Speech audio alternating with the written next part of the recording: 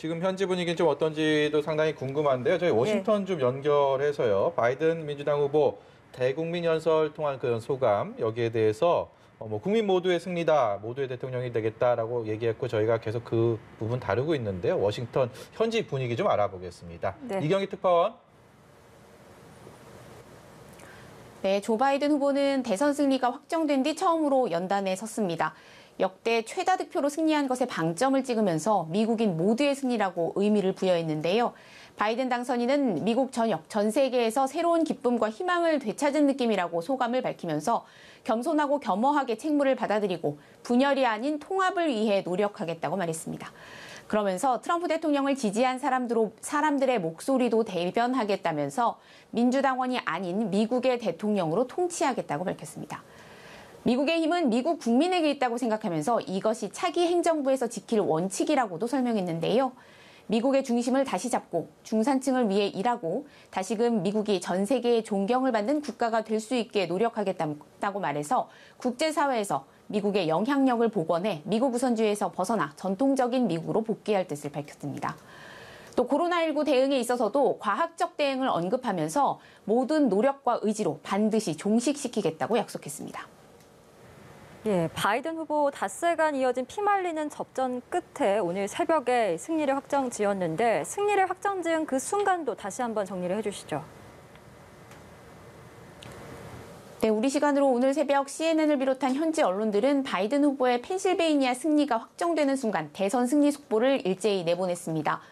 20명의 선거인단이 걸린 펜실베이니아에서 바이든 후보는 이미 어제 역전에 성공하며 승기를 잡았다가 오늘 새벽 트럼프 대통령의 역전이 불가능한 표차가 확인되자 승리를 확정지은 건데요. 기존 선거인단 253명에서 20명이 더해진 과반을 확보하면서 승리가 확정됐고 지금은 네바다에서도 승리를 추가해 확보한 선거인단이 279명으로 늘었습니다. 승리가 확정되자 미국 전역은 바이든 당선인을 축하하는 분위기로 물들었는데요. 백악관 인근에 인파가 가득한 것은 물론이고 차량이 통제된 거리 곳곳에서 바이든을 연호하면서 바이든과 카멀라 해리스 부통령 당선인을 축하하는 플래카드를 흔들었습니다. 그러나 트럼프 대통령은 여전히 불복 입장을 고수하고 있어서 앞서 제기됐던 것처럼 시간이 흐르면서 트럼프 대통령 지지자들이 거리로 나와 승리를 축하하는 바이든 당선인 지지자 측과의 충돌 우려도 배제할 수 없는 상황입니다. 시기 열리는 내년 1월 20일, 그러니까 지금부터 한 2달가량 남았습니다. 그런데 이 트럼프 대통령 불복 선언하면서 남은 2달 절차가 순탄하지 않을 거다 이런 전망들 많은데 어떻습니까? 네, 미국 대선은 1896년 이래 패자의 승복 선언을 통해 자연스럽게 당선인이 확정되고 정권 이양 절차에 들어가 왔는데요. 120년 만에 트럼프 대통령이 이런 전통을 깨면서 상황이 복잡해졌습니다. 트럼프 대통령은 바이든 당선인이 거짓으로 승자 행사를 한다며 승리를 인정하지 않겠다는 뜻을 또다시 밝혔는데요. 별다른 근거 없이 이번 대선이 사기라는 입장을 반복하면서 오는 9일 법원에 문제를 제기하겠다고 말했습니다.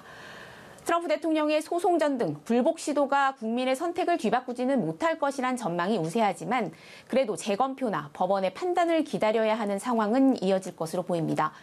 연방대법원까지 소송이 이어질 경우 트럼프 대통령에게 유리한 보수 대법관 구도상 예상치 못한 결과가 나올 가능성도 아예 배제할 수는 없는데요. 최악의 경우에는 대통령 취임 일정에 영향을 줄 가능성도 배제할 수 없다는 관측도 일각에서 나와서 승자가 가려졌지만 혼돈스러운 상황은 당분간 불가피해 보입니다. 지금까지 워싱턴에서 전해드렸습니다.